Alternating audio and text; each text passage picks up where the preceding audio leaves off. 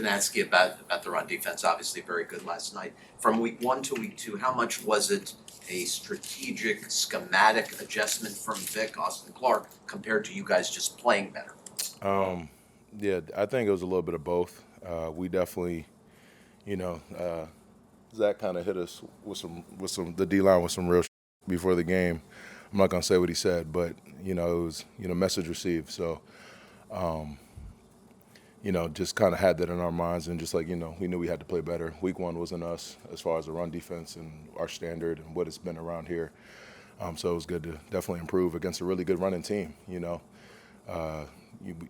Everybody knows the Patriots like to run the ball. They like to, regardless of what's going on, they're a physical, style team. So we were able to just do some solid things there, which was good, and just good to see the defense improve overall going into week 2. Is he a guy that talks often, or is it? No, not too much, but he's about his business, and when he does talk, he'll listen, and like I said, message received. So, yeah. Christian, how's it feel to go up there and get a win in that building? I know you're from the area. Yeah, very nice for multiple reasons. Obviously, like you said, that's a home game for me every time. I get to go up there, get to play in front of the home crowd, and I got friends, family, even people, that from high school, whatever. You just see a lot of people in the crowd that and that know you. So that's always cool. And obviously, it's just big getting a division win on the road at night, Sunday night football. That just makes it more fun and a little more special. So. 2 wins, impressive wins on the road, now being able to finally be back home. Yeah. What does it mean to be back in front of the fan base and kind of guys in their routine without having to be all over the place? No, definitely. I'm excited for that.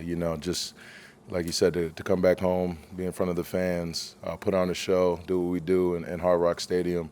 That'll be exciting. So I'm, encouraging and hoping that all fans come out and support and get loud, get crazy, and make this place tough for opponents to want to come play, regardless of, obviously there's heat, there's other elements and things like that, but we want this place to be raucous every time, we come home and play. And I think, we work our butts off and we deserve that. So I definitely want to challenge the fans from that standpoint. It just makes it a lot more fun. I've asked you several times about the retracing of screens and going down the field. You do it for conditioning and training camp. Last night, Bradley Chubb had a retrace where he got a forced fumble. I just wanted to hear your perspective on that. No, that was big. That's definitely something we emphasize, and we talk about a lot as a D-line, just getting out the stack, because those are the, oftentimes it's the guys you don't see, and that was a perfect example and a prime example of getting out the stack monsters, hunting, and just trying to make a play downfield, and that was great to see. And I kind of had like a perfect view on it. I was like, Bradley, please get there. Like, I didn't know who it was. I saw a white color flash. I was like, please get there. And it was able to make a great play on the ball, and just clinic tape of a hammer down on the ball, from the blind side. Christian, is 2-0, 2-0. Does this 2-0 feel like last year's, or is this one different for any reason? I don't know exactly how to answer that, but it's just nice to be 2-0, obviously. And especially getting 2 tough road wins. That's obviously very important, and 2 in the conference, 1 in the division. That's huge. So definitely just want to keep building off what we've done. And get ready for a good week 3 coming up. From a stylistic standpoint, couldn't think of 3 different quarterbacks to start the season with. Now, Russ coming this weekend. Well, what kind of challenges do you pose? Well, he's obviously a very, his resume speaks for himself. The things he's been able to do in this league.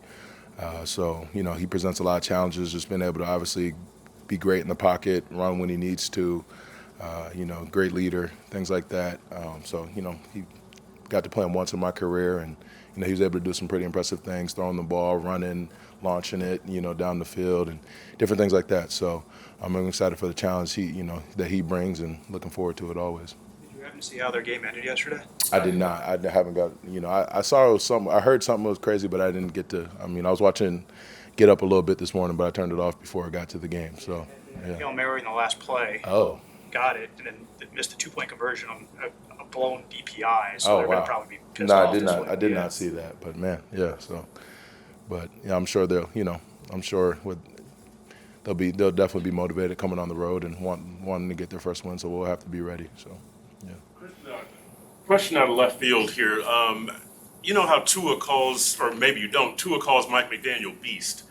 And I was wondering if you had, if anybody else has any, if anybody else has any nicknames for him, or do you call him anything aside? I mean, I wouldn't go that far. Nah, I don't know what other guys have for him. I didn't even know Tua really called him Beast or anything like that. But no, that's pretty funny. That's cool. And He says just, you're tired of calling guys Doc or Chief, Right.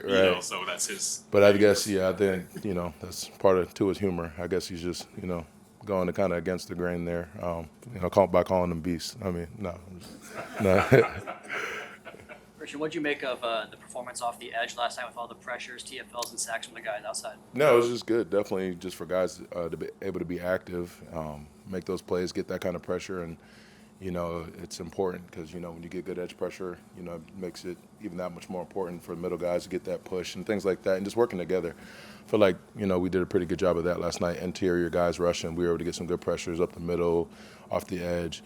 And when we're working like that, that's important just to build that confidence and, just build that camaraderie as a defense and as rushers.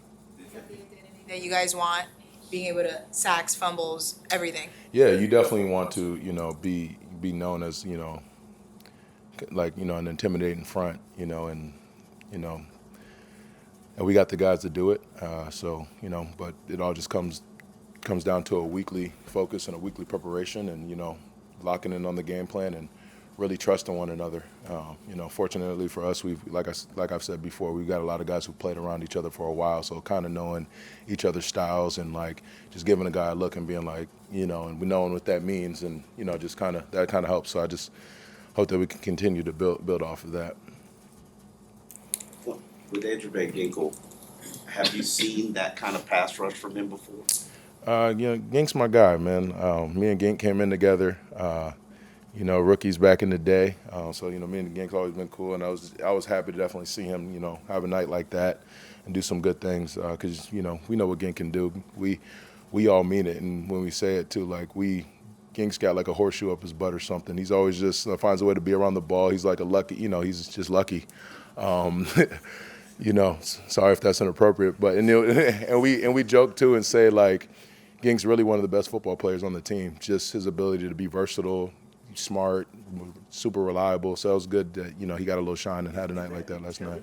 Or It's a little bit he's just always in the right spots at the right time, and just knows ball, really good at ball, and Gink's just such a well-rounded athlete. Like any sport he picks up, he's really good at. So, like I said, I was just happy to see Gink have a night like that, and happy to see him do his thing a little bit. I'm curious, can he dunk? Yeah, you can do all. Gink's an athlete. I'm telling you, he's the most unassuming athlete in the world there is. But don't let the blonde hair and the the nice guy demeanor fool you. The Gink's got some dog in him. So.